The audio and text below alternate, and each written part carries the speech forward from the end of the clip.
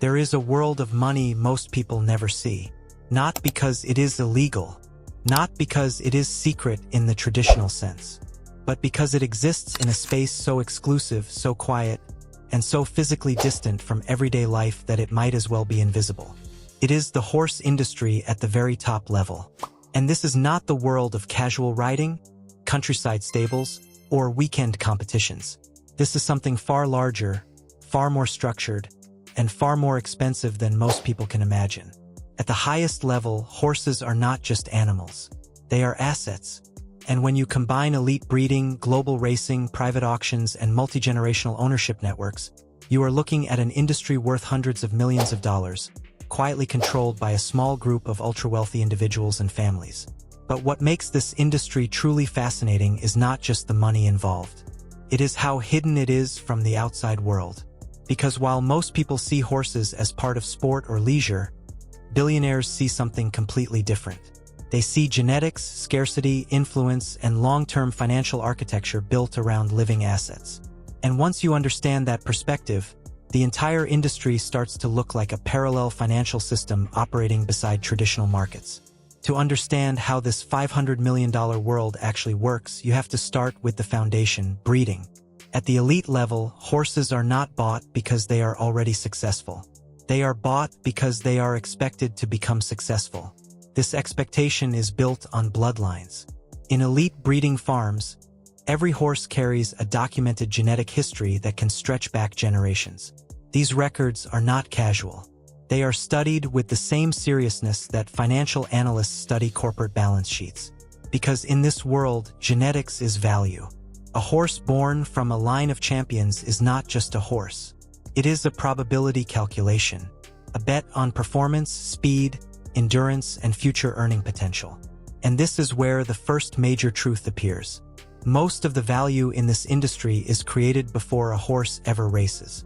Elite foals can already be worth millions of dollars simply because of their lineage. They have not proven anything yet, but they represent potential that is extremely rare and highly sought after. This is where scarcity becomes the driving force. In global finance, scarcity is often artificial or scalable. Companies can increase production. Markets can expand supply. Technology can be duplicated. But in elite horse breeding, scarcity is biological and historical. A truly elite bloodline cannot be manufactured quickly. It takes decades of controlled breeding, performance validation, and careful selection.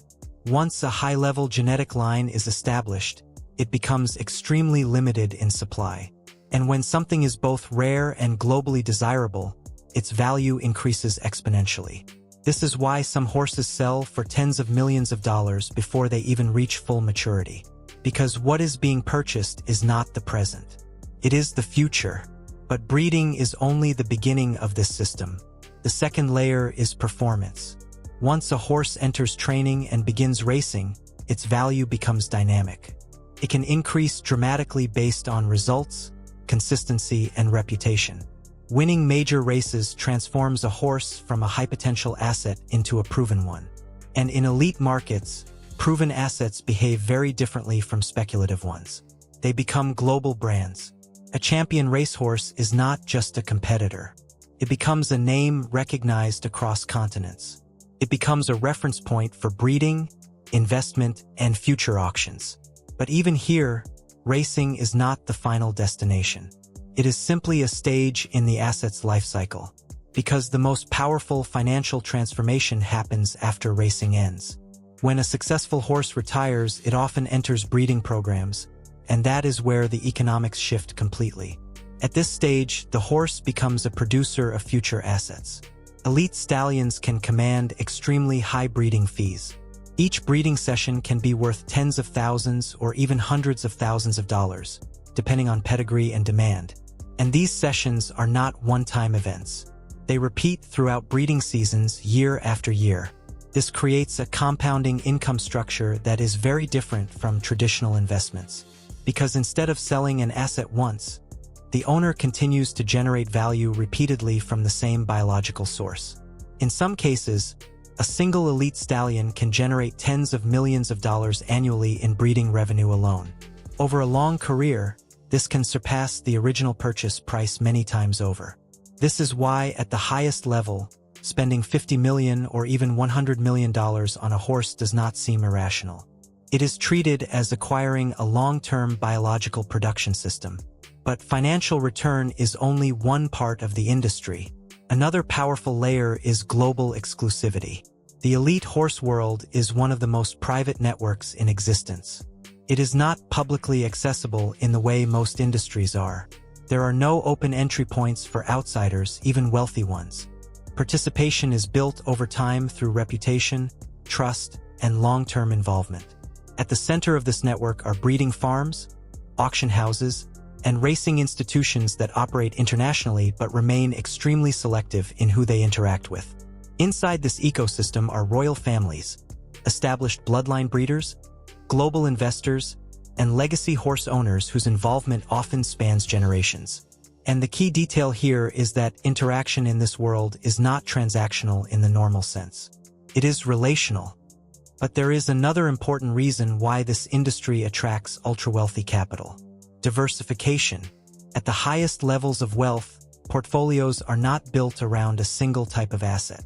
They are designed to include systems that behave differently under different conditions. Stocks are tied to market cycles. Real estate is tied to location and interest rates. Currencies are tied to geopolitical and economic policy. But elite horses operate in a niche global market driven by genetics, performance reputation, and breeding demand.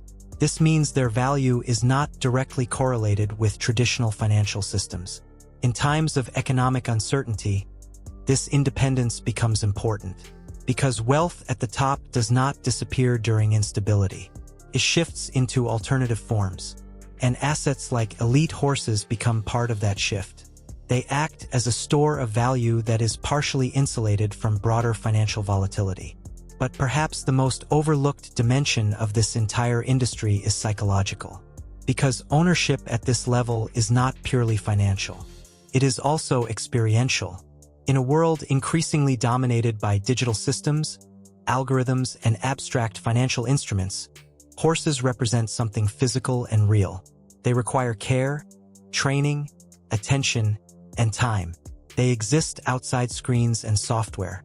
For many ultra-wealthy owners, this creates a sense of grounding that cannot be replicated in purely financial environments. It introduces a relationship between human and asset that is direct and tangible. And that experience becomes part of the value itself. Finally, there is legacy.